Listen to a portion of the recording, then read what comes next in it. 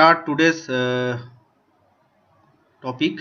Today's topic is gauge. Okay.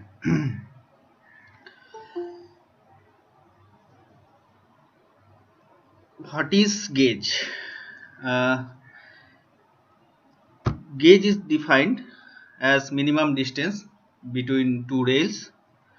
Indian Railways follows this standard practice, and the gauge is measured as the clear minimum distance between the running faces of two rails, as you can see in this figure. Okay, so gauge is defined as the minimum distance between two rails. Indian Railways follows the standard practice, and the gauge is measured as the clear minimum distance between the running faces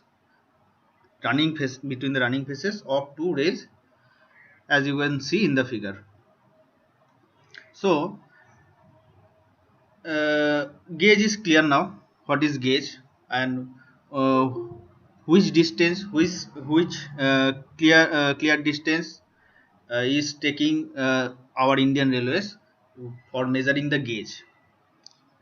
From this figure, it can be understand. Okay.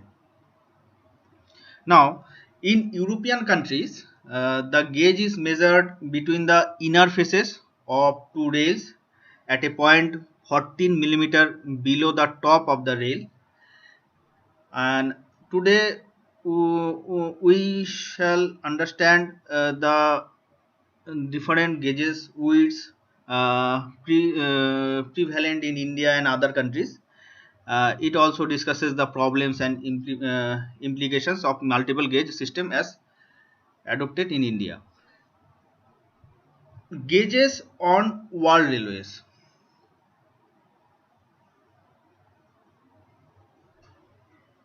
Various gauges on world railways.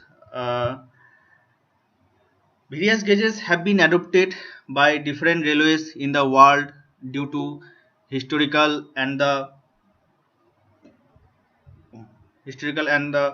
other considerations. Initially, British Railways had adopted a gauge of 1525 millimeter, that is 5 feet, but the wheel flanges at that time were on the outside of the rails. Subsequently, in order to guide the wheels better, the flanges were made inside the rails.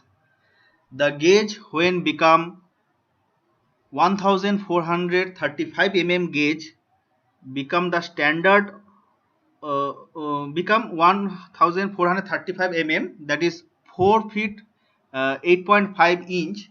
As that time, the width of the rail at the top was 45 mm, means 1.75 inch almost. The 1435 mm gauge become the standard on most European railways. The approximate proportions of various gauges on world railways, you can see in this table. uh, Standard gauge, types of gauge: standard gauge, broad gauge, cape gauge, meter gauge, 23 various other gauges. And the clear distance of the gauges are given in this table. So from this table we can understand, we can get some idea the clear distance of the gauges. Standard gauge, one of the gauge which is used in England, USA, Canada, Turkey, Persia and China. And broad gauge, which is used in India, Pakistan, Sri Lanka, Brazil, Argentina. Another kind of broad gauge is there. Uh, the clear distance is 1524, that is almost 5 feet.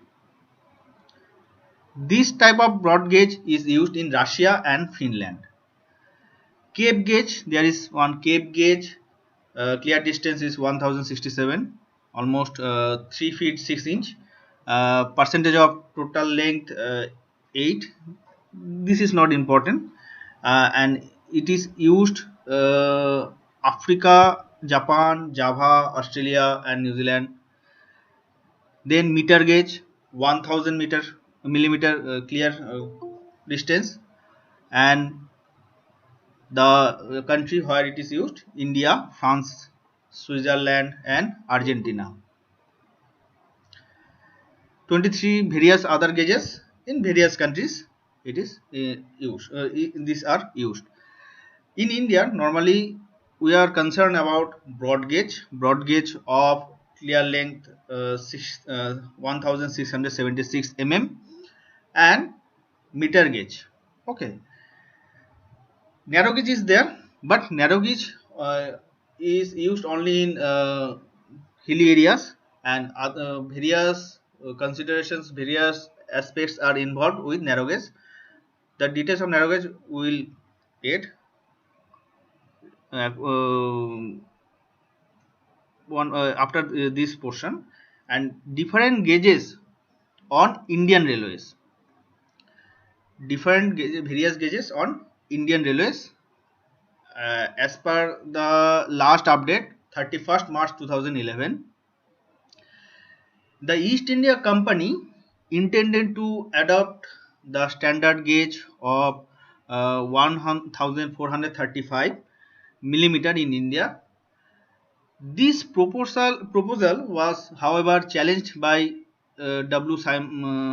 Sims, consulting engineer to the government of India, who recommended a wider gauge of 1676 mm, that is 5 feet 6 inch, or broad gauge, which is being used in India.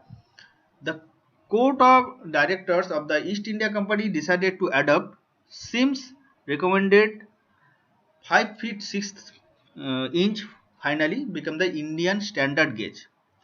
In 1871, the government of India wanted to construct cheaper railways for the development of the country, and the 1000 mm meter gauge was introduced. In due course of time, two more gauges of width 762 mm, that is 2 feet 6 inch, and 610 mm, only 2 feet, were introduced for thinly populated areas, mountain railways, and other miscellaneous purposes. And the details of the various gauges existing on Indian railways you can see from this table. And the last update of this table was updated on 31st March 2011. Like a broad gauge width is 1676 mm, width in feet 5 feet 6 inch, and route almost 55,188 kilometer. Percentage of route in kilometer 85.6, and meter gauge 1000 mm. These values are important. Width, broad gauge 1676 mm, meter gauge 1000 mm, narrow gauge 762, or sometimes 610 mm, depending on the condition. And total all gauges 64,460 kilometer in 2011. It was in 2011. Okay, the important thing is choice of gauge. Choice of gauge is very limited, as each country has fixed gauge, and all new railway lines are constructed to adhere to the standard gauge.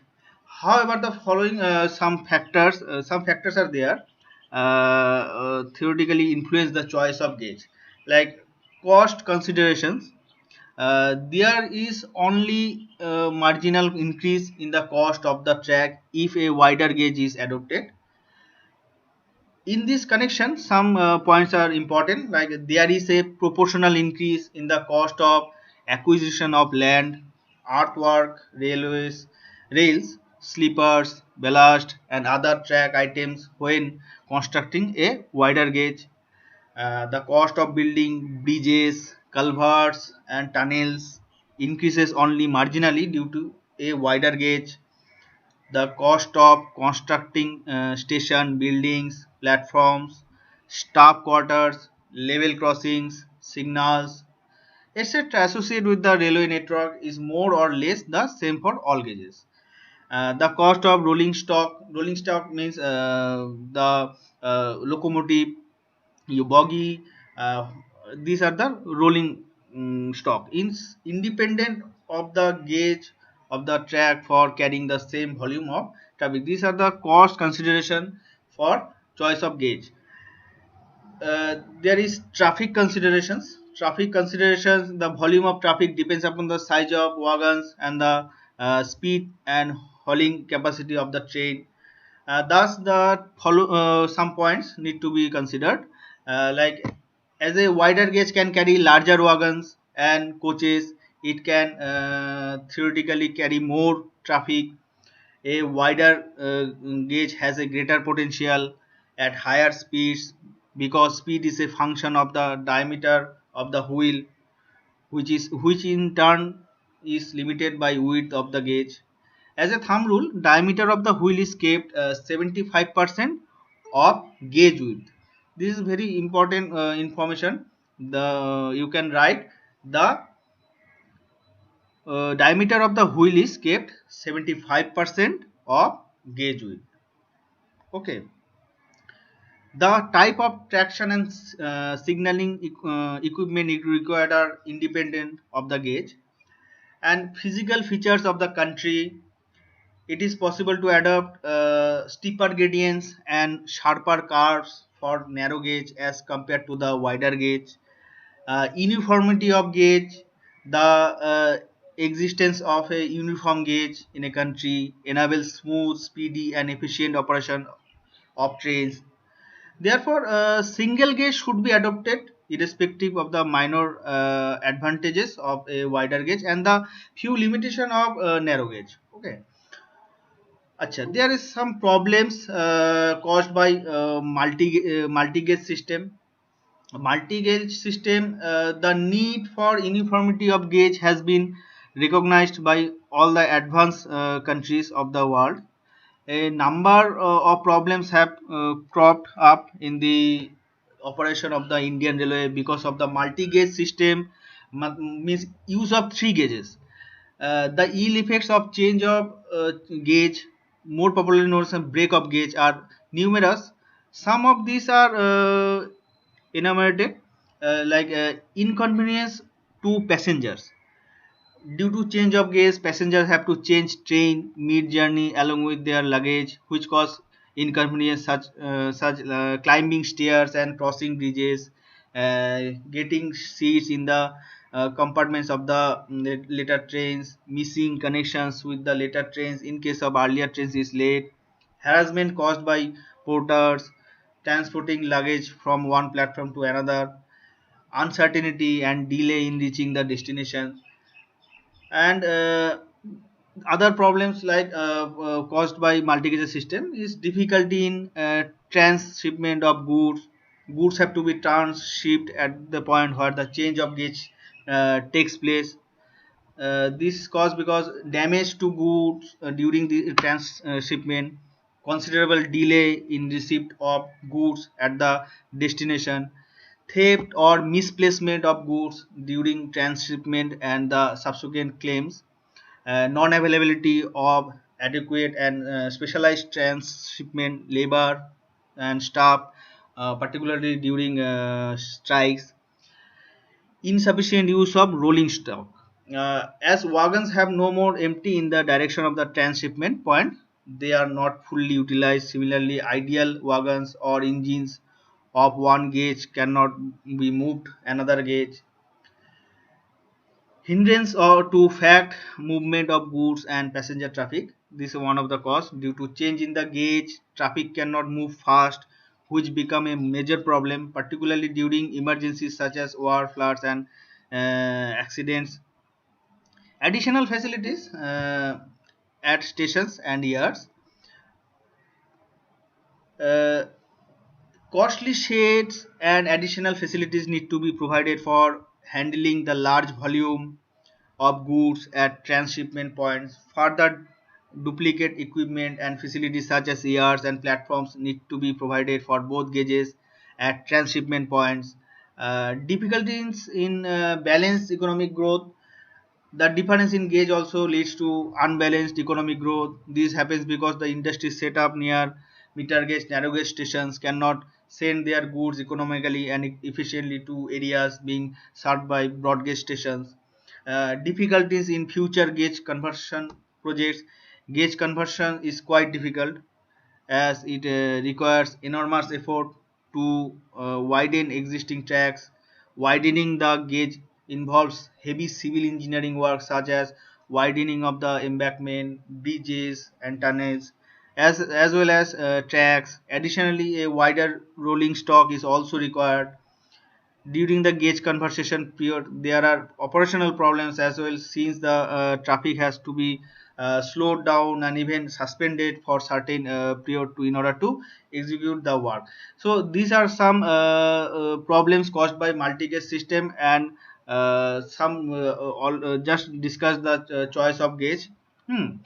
After that, Uni-gauge policy of Indian Railways. Some points you should know about the what are the policies adopted for uni-gauge system. The problems caused by a multi-gauge system is a country have been discussed, and the previous just I have discussed the multi-gauge system is not only costly and cumbersome but also cause serious bottlenecks in the operation of railways and hinders the balanced balanced development of the country. Indian Railways therefore took the bold decision in 1992 of getting rid of the multi-gauge system and following the uni-gauge policy of adopting the broad gauge, that is our 1676 mm with broad gauge uniformly. And there are lots of benefits of adopting this broad gauge of 1676 mm as uniform gauge. The uniform gauge system will be highly beneficial to rail users, the railway administration, as well as the nation. Like no transport bottlenecks, there will be no transport bottlenecks after a uniform gauge is adopted, and this will lead to improved operational efficiency, resulting in fast movement of goods and passengers.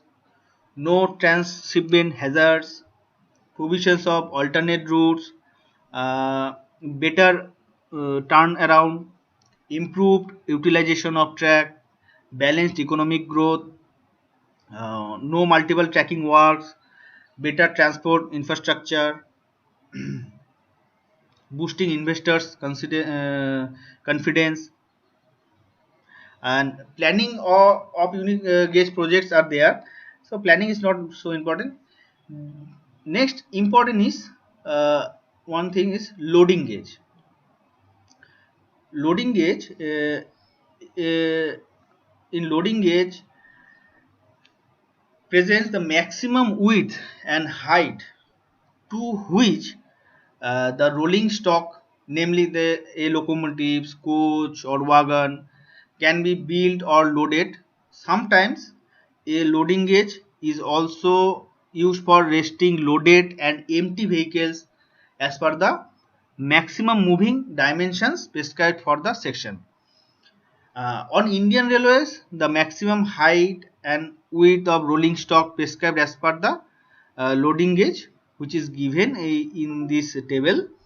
You can see the maximum dimension of rolling stock on Indian Railways. For broad gauge, maximum height of rolling stock, you can see one figure is there, where a horizontal post is there, steep arc is there, rail level is indicated, and rails, both the rails are shown in the figure. So the maximum height of rolling stock for broad gauge is 4140 millimeter, and maximum width of rolling stock is 3250 mm, and meter gauge, this value is 3455 mm maximum height, and maximum width is 2745. Again I am telling what is this loading gauge. loading gauge is the maximum width and height to which a rolling stock, namely a locomotive, coach, wagon, can build or loaded. Sometimes a loading gauge is also used for testing loaded and empty vehicles as per the maximum moving dimension prescribed for the sections. So, in order to ensure that the wagons are not overloaded, a physical barrier is made by constructing a structure as per the profile, if this figure of the loading gauges. This structure consists of a vertical post with an arm from which a steel arc is suspended from the top. The function of this structure is to ensure that the topmost and the widest portion of the load will clear all structures such as bridges and tunnels along the road.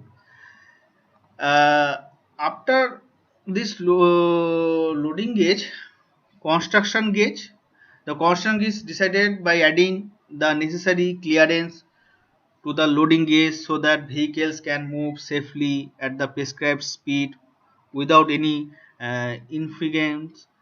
The various fixed structures on railway lines such as bridges, tunnels and platform sheds are built in accordance with construction gauge so that the sides and top remain clear of the loading gauge.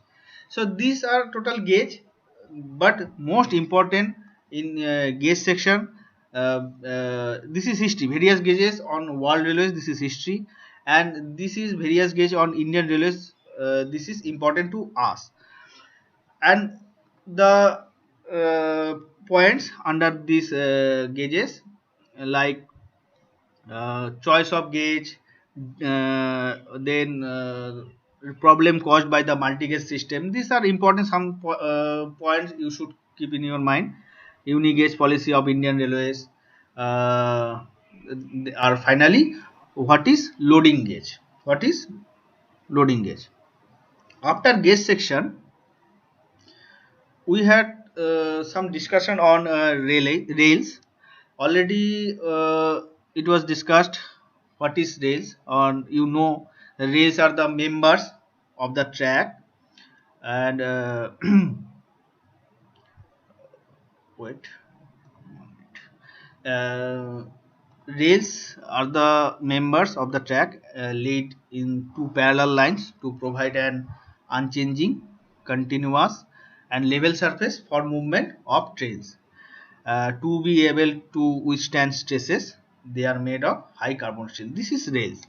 So what is the function of rails? So we can say rails are similar to steel girders. uh, they perform they perform various functions, like rails provide a continuous and level surface for movement of trains. They provide a pathway which is smooth and has very little friction. The friction between the steel wheel and the steel rail is about normally 1/5 of the friction between the pneumatic tire and a metal rod. Okay, so this friction value is about 1/5 of the friction between pneumatic tire and the metal rod. They serve as lateral guide for the wheels. They bear the stresses developed due to vertical loads transmitted to them through axles and wheels of rolling stock, as well as due to braking and thermal forces. They carry out the function of transmitting the load to a large area of the formation through sleepers and ballast. This is the function of rails. And next is types of rails. Types of rails is you can see in this figure: double-headed rail, bull-headed rail, uh, flat-footed rail. The first rails used were double-headed, okay, and made of an eye or dumbbell section, as you can see in figure. The idea was, once the head wore out during service, the rail could be inverted and reused. This was the idea. And after experiences, however, showed that the bottom table on the portion of the rail line of the rail was dented, and to such an external because of long and continuous contact with the chairs that it was not possible to reuse. So only in a single time it was it was ready for use, but multiple times it is not possible to use. Then this led to the development of the bull-headed. Next, bull-headed. This shape. First, the shape of the rail was like that, double-headed rail, and next shape invention was bull-headed rail, which had an almost similar shape, but the more metal in the head to better withstand wear and tear, as you can see. This rail section had the major drawback that chairs were required for fixing it to the sleepers. So again, this rail section had the major drawback that chairs were required for fixing it to the sleepers. So chairs are required to fix to the sleepers. What is chair? What is sleeper? I am coming. A flat-footed rail, also called Vigonal rail, Vignole, Vigonal rail. In the figure, you can see flat-footed rail with cross-section of inverted T-type was therefore developed, which could be fixed directly to the sleepers with the help of spikes. Spikes were used to fix this flat-footed rail, and now these days these rails are using in our Indian railways. Flat-footed rail with cross section of inverted T-type was therefore developed, which could be fixed directly to the sleepers with the help of spikes. Another advantage of the flat-foot rail is that it is a more economical design. It is a more economical design, giving greater strength and lateral stability to the track as compared to a bull-headed rail for a given cross-sectional area.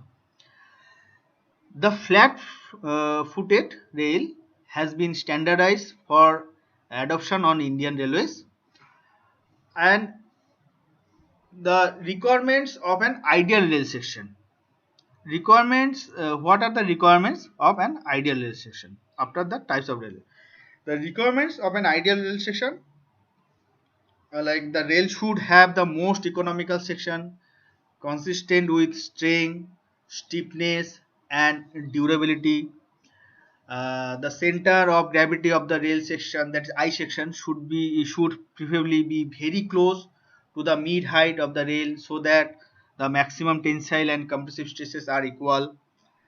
A rail primarily consists of a head, a wave and a foot, and there should be an economical and balanced distribution of metal in its various components so that each of them can fulfill its requirements properly. And the requirements as well as the main consideration for the design of these rail components are head, wave, foot, fishing angles, height of the rail, head, wave, foot, fishing angles. These angles are fishing angles, and height of the rail. This is the height of the rail. Standard railway section, standard rail section. The rail is designed by its weight per unit length in FPS unit, in the weight in pound per lbs, like means lbs per yard, and metric units it is in kg per meter. A 52 kg per meter rail denotes that it has a weight of 52 kg per meter. The weight of rail and its section is decided taking into considerations like heaviest axle load, maximum permissible speed, depth of ballast cushion, type and spacing of sleepers, other miscellaneous factors. The standard rail section in Indian Railway are 60 kg, 52 kg for broad gauge, 90 R, 75 R, 60 and 50 R. 90 R means revised British unit. Okay, revised 90 R, 75 R. Earlier in the first class I have said that for meter gauge standards are 90 R, 75 R, 60 R, 50 R. 90 R means 90 revised British unit. 75 revised British unit. Revised British unit means LBS per yard. LBS per yard. Uh, Recently introduced and design in metric units. Other rails are designed as per the revised British standard specification and other designated in FPS units. Through their dimensions and weight are now in metric units. Uh, Taking into consideration the requirement of future traffic, Indian Railways in its new specifications like IRS T12 2009 has standardized to heavier rails also 68 kg and JDU 160. This is not important to us because mainly as per our conventional syllabus, this 60 kg, 52 kg for broad gauge, 90 R, 75 R, 60 R and 50 R. 90 R, 75 R, 60 R and 50 R for meter gauge. This is important to us. Okay, 60 kg, 52 kg and 90 R, 75 R, 60 R, 50 R. This is important to us. Acha. There are branding of rail. Then after branding, lengths of rail. Lengths, as you know, the length is 13 meter.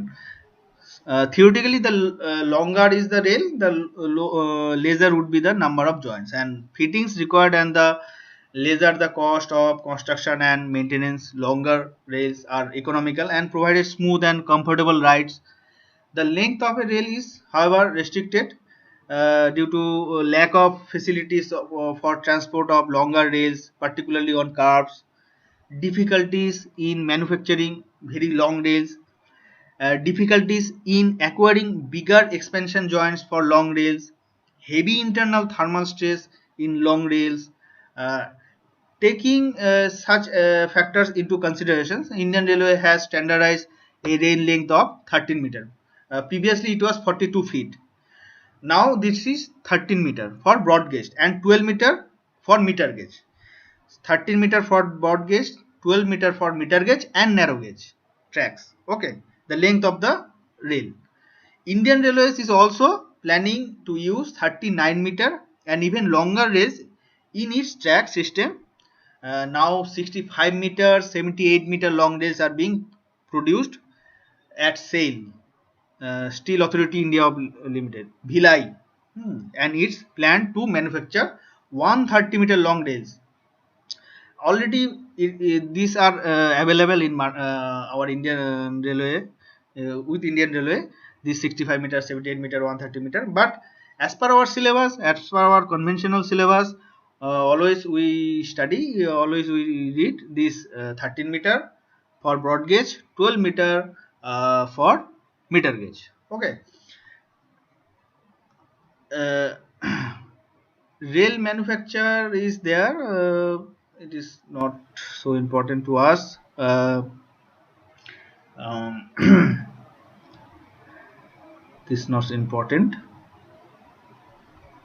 Achha, there is rail wire. Rail wire due to the passage of moving loads and friction between the rail and the wheel, the rail head gets worn out in the course of service. The importance of moving loads, the effect of the forces of acceleration, deceleration, and braking of wheels, the abrasion due to rail, wheel interaction, the effects of weather conditions such as changes in temperature, snow and rains, the presence of materials such as sand, standard of maintenance of the track, and such allied factors cause considerable wear and tear of the vertical and lateral planes of the rail head. Okay. Lateral wear occurs more on curves because of the lateral thrust uh, exerted on the outer rail by centrifugal force. A lot of metal of the railhead gets worn out, causing the weight of the rail to decrease. This loss of weight of the rail section should not be such that the stresses exceed their permissible values. When such a stage is reached, rail renewal is called for. Okay. Indian Railway, the railhead should not wear to such an extent that there is the possibility of own flange of the wheel hitting the fish plate. And types of wire on rails. Uh, a rail may face wear and tear in the like on top of the railhead, vertical wire on the sides of the railhead, lateral wire on the ends of the rail, battering of rail ends. Wire is more prominent at some special locations of the track. These locations are normally on sharp curves due to centrifugal force, on steep gradients due to the extra force applying by the engine, on the approaches to railway stations, possibly due to acceleration and deceleration, in tunnels and coastal areas due to the humidity and weather effects. Okay. Measurement of it is not possible, but you should know the names by weighing the rail, by profiling the rail section with the help of load strips, by profiling the rail section with the help of needles, by using special instruments designed to measure the profile of the rail and record it simultaneously on graph paper. And methods to reduce wear based on field experience. Some of the methods adopted to reduce vertical wear and lateral wear on straight paths and curves, better maintenance of the track to ensure good packing, as well as proper alignment and use of correct gauge, reduction in the number of joints by welding, use of heavier and higher uh, UTS rails which are more wear resistance, use of bearing plates and proper adhesing in case of wooden slippers, lubricate the gauge face of the outer rail in case of curves, providing check rails in the case of sharp curves, interchanging the inner and outer rails, changing the rail by carrying out track renewal. These are some methods to reduce wear. Rail Other defects in rails: hogging of rails, scabbing of rails, wheel burns, selling and black spots, corrosion of rails, and rail failure, causes of rail failures, inherent defects in the rail, uh, defects due to the fault of rolling stock and abnormal traffic effects, excessive corrosion of rails, badly maintained joints, defects in welding of joints, improper maintenance of track. uh, Classification of rail failures. First portion of the codes, like type of fail being used, and second portion of the code, the first digit indicate the location. These are the various classification of rail failures, but not so important. uh, One instrument is there, ultrasonic rail testing trolley. Is the most common type of equipment used for Indian Railways for detecting flaws in the rail. Okay. Ultrasonic rail testing trolley. Uh, and other portions. Okay, this is rails and various things in rails. After these rails, you should know about the sleeper. As you know already, sleeper, we know what is sleeper. Sleeper Sleepers are the transverse ties that are laid to support the rails. They have an important role in the track as they transmit the wheel load from the rails to the ballast. Several types of sleepers are used in Indian Railway. Uh, Again, functions and requirements of sleepers. The main function of sleeper: holding the rails in their correct gauge and alignment, giving a firm and even support to the rails, transferring the load evenly from the rails to a wider area of the ballast, acting as an elastic medium between the rails and the ballast to absorb the blows and vibrations caused by moving loads, providing longitudinal and lateral stability to the permanent way, providing the means to rectify the track geometry during their service life. Apart from the performing these functions, the ideal slipper should normally fulfill following things like the initial as well as maintenance cost should be minimum. The weight of the slipper should be moderate so that it is convenient to handle. The design of slippers and the fastening should be such that it is possible to fix and remove by the rails easily. The slipper should have sufficient bearing area so that the ballast under it is not crushed. The slipper should be such that it is possible to maintain and adjust the gauge properly. The material of the slipper and its design should be such that it does not break or get damaged during packing. The design of the slipper should be such that it possible to the have track uh, circuiting. The slipper should be capable of resisting vibrations and shocks caused by the passages and fast moving trains. The slipper should have anti sabotage and anti theft features.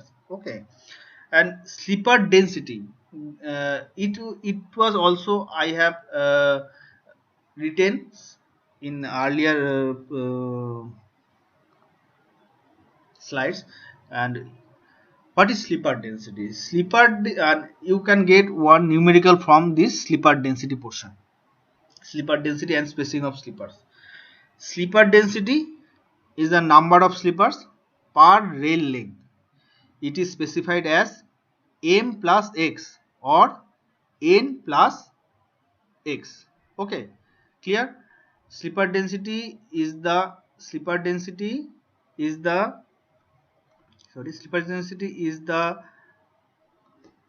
specified as is the number of slippers per rail length. It is specified as m plus x or n plus x. Okay, and where m or n is the length of the rail. Just wait.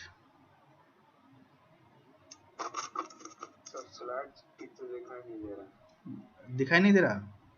एक minute. Wait आधा दिख रहा है ना. एक minute रुक जाओ.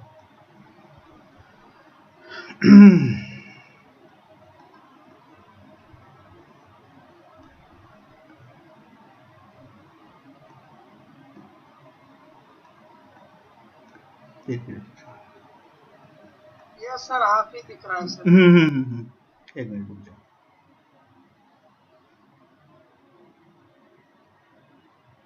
You are having some doubt?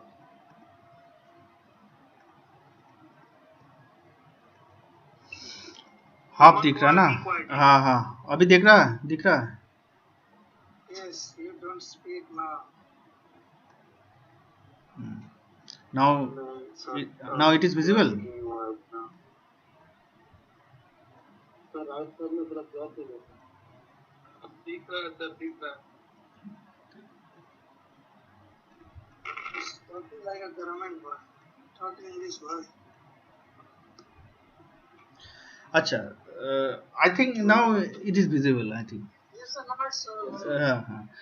it's slipper density is the number of slippers per rail length. It is specified as m plus x or n plus x, where m or n is the length of the rail in meters and x is the number of that. And this number varies according to factors such as axle load and speed, type and section of rails, type and strength of the slippers, type of ballast and depth of ballast cushion, and nature of formation. Achha, if the slipper density is m plus 7 on a broad gauge road and the length of the rail is 13 meter, it implies that 13 plus 7, that is 20 slippers will be used per rail length of the track on that route. Okay, so You may ask some question like for a broad gauge route with M+7 slipper density, the number of slippers per rail length is how much? M is length of the rail. Suppose for broad gauge it is 13, 20. So number is 20. So that kind of numerical problem you can get. Uh, the number of slippers in a track can also be specified by indicating the number of slippers per kilometers of the track. For example, 1540 slippers per kilometer. This specification becomes more relevant, particularly in case where rails are welded and the length of the rail does not have much bearing on the number of slippers required. This system of specifying the number of sleepers per kilometers exists in many foreign countries and is now being adopted in Indian Railways. So again, I say that our conventional system, sleeper density is our concern, that is M+7 or that is these things M+X or N+X, because we will handle with this one. But now in Indian Railway using this one 1540 sleepers per kilometer, this kind of thinking, these are the application they are taking, not this one M+X and N+X. This is the older system, but for solving problem for our, as per our syllabus, as per our conventional syllabus, we will handle this thing. After this Indian things, the spacing of sleepers is fixed depending upon the sleeper density. Spacing is not kept uniform throughout the rail length. It is closer near the joints because the weakness of the joints and impact of moving loads on them. There is, however, a limitation to the close spacing of the sleepers, as enough space is required for working the beaters and that are used to pack the joint sleepers. The standard spacing specifications adopted for fish plate track on Indian Railways. All these are I have given or not? I have given. Okay. There are important things regarding types of sleepers. Types of sleepers. The sleepers mostly used in on Indian Railways are wooden sleepers, cast iron sleepers, steel sleepers, and concrete sleepers. Okay, concrete sleepers means pre-stressed concrete. Okay. Uh, for spacing of sleepers, for welded for comparison of different types of sleepers, you can see in the table. Service life for wooden slipper 12 to 15, for steel slipper 40 to 50, for cast iron slipper 40 to 50 years in years, and concrete or pre-stressed concrete, the service life is for 50 to 60 years. And the weight of slipper for broad gauge in kg, wooden slipper 83 kg, steel slipper 79 kg, cast iron 87 kg, concrete 267 kg.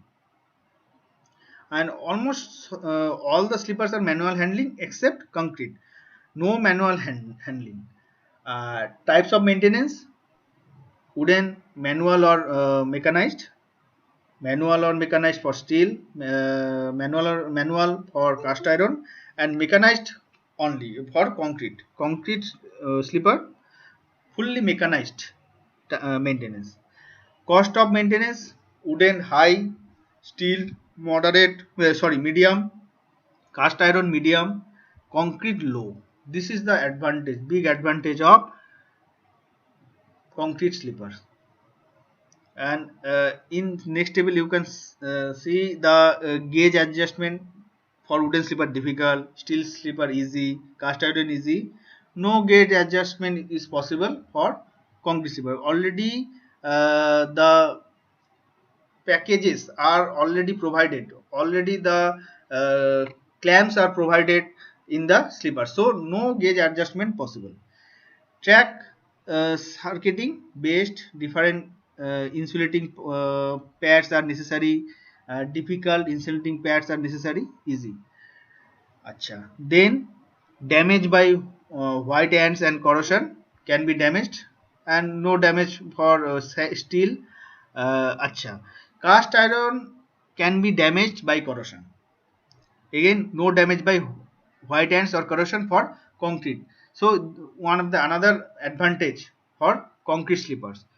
Suitability for fastening, suitable for CF and EF. CF is the standard for conventional fastening. EF is standard for elastic fastening.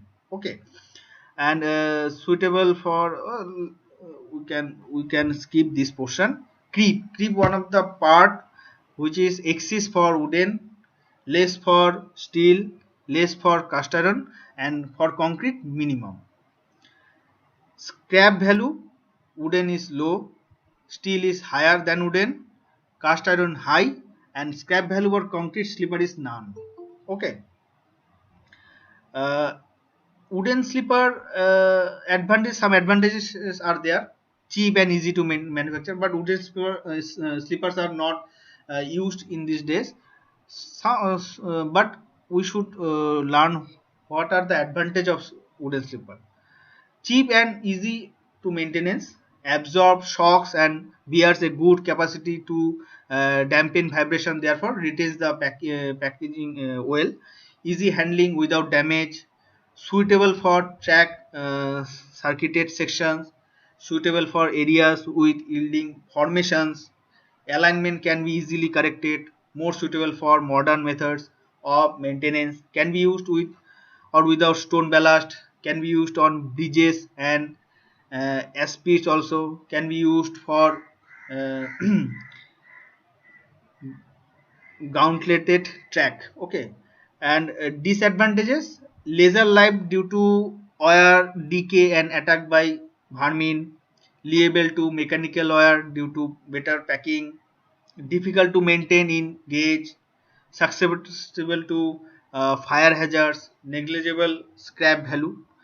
And after wooden slippers we have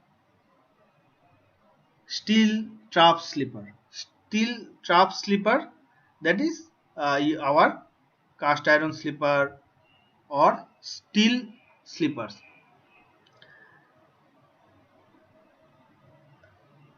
Some advantage and disadvantages are there for these steel trap slippers or our steel slippers or cast iron slippers. What are these advantages? Long life, easy to maintain gauge and less maintenance problems, good lateral rigidity, less damage during handling and transport, simple manufacturing process, very good scrap value, free from decay and attack by vermin, not susceptible to fire hazards.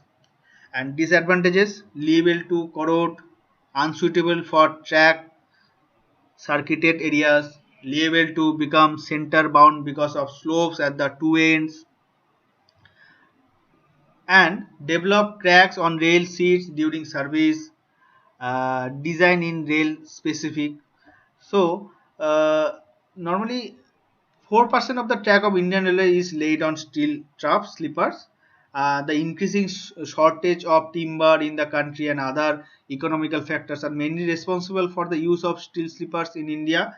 But steel slippers have some advantage as well as have some disadvantages. Apart these steel slippers, now these days we are using concrete slippers, pre-stressed concrete slippers. Acha, pre-stressed concrete slippers also have some advantages and disadvantages. What are the advantages of these concrete slippers? Acha, first, the development of concrete slippers that took place on various railway systems was mainly based on like RCC or pre-stressed slippers similar in shape and size to wooden slippers, block type RCC slippers connected by steel tie bar, pre-stressed concrete blocks and a steel or an articulated concrete tie bar, pre-stress, pre-tension or post-tension type of concrete sleepers. These four concepts of design are the basis of the development of present-day concrete sleepers, and the advantages of these concrete sleepers. The concrete sleepers being heavy lend more strength and stability to track and are specially suited to long welded rail due to their great resistance to buckling of the track. Concrete sleepers with elastic fastening allows a track to maintain better gauge, cross level and alignment. They also retain packaging very well. Concrete sleepers, because of their flat bottom, are best suited for modern methods of track maintenance, such as modern shovel packing (MSP) and mechanical maintenance, which have their own advantages. Concrete sleepers can be used in track circuited areas as they are poor conductors of elasticity. Concrete sleepers are neither inflammable nor subjected to damage by pests or corrosion under normal circumstances. Concrete sleepers have a very long lifespan, probably 40 to 50 years. As such, rail and sleeper renewal can be matched, which is a major economic advantages. Concrete sleepers can generally be mass produced using local resources, and the disadvantages are handling and laying concrete sleepers is difficult due to their heavy weight. Mechanical methods, which involve considerable initial expenditures, have to be adopted for handling them. They are heavily damaged at the time of derailment. They have no scrap value. They are not suitable for better packing. They should preferably the maintained by heavy on track tampers. So these are the disadvantages of concrete sleepers. So today we have completed the gauge, rail, sleeper, and some components of the rail, some components of sleepers, or we can say the details of rail, details of sleeper we have covered. Next day, topic is our geometric railway geometry. Okay, geometric design of railway. Today I'll stop here, and I will send one quiz today. Okay, you have to answer by tomorrow or today. Today you should answer. Today note I'll send, no problem. You will get. Uh, Sir, I think you are not paying attention here, sir. who? Hey, are you paying attention? Okay. No, no. Uh, If you haven't been paying attention, then you didn't ask for this. oh, okay. So do you have any question? You can say. You can ask You will me. write our name also, sir, in the attendance list. Attendance, na? Yeah. It is important. Very important. Okay, wait. Uh, Nirupam, Priyanka, Present, sir. Rajesh, Lab Mahato, Present, sir. Raja Boyra, Present, sir. MD Sahil, অব্র Dutta, Yes, sir. Ankush Saha, আচ্ছা Rajesh Gorai again, আচ্ছা প্রিয় ফৌজদার, কিশলয় কুমার, কৃষ্ণচন্দ্র মণ্ডল, Yes, sir. Kiranmoy Sen, দুর্লভ গড়াই, অভিষেক রায়, অভিষেক মণ্ডল, অয়ন বারিক, Yes, sir. আকাশ গড়াই, আচ্ছা Yes, sir. Ayan বারিক again, Atikul সারি চৌধুরী, দেবাঞ্জন মুখার্জি, মনীষ মাহাতো, অনন্যা কুমার শ্যাম, আমন রাজ, রহমত রাজা, অর্পিতা ভট্টাচার্য, মৈনাক দে, কুমার দেব, হ্যাঁ কুমার দীপেশ, Yes, sir. দিব্যা কুমারী, অরিজিৎ মন্ডল, আচ্ছা, প্রিয়াঙ্কা ঘোষ এগেইন, আঙ্কুর সাহা,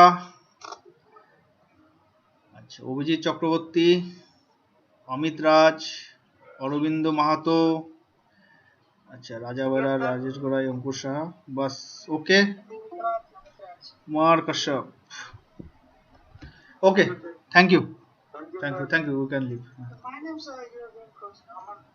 আমান।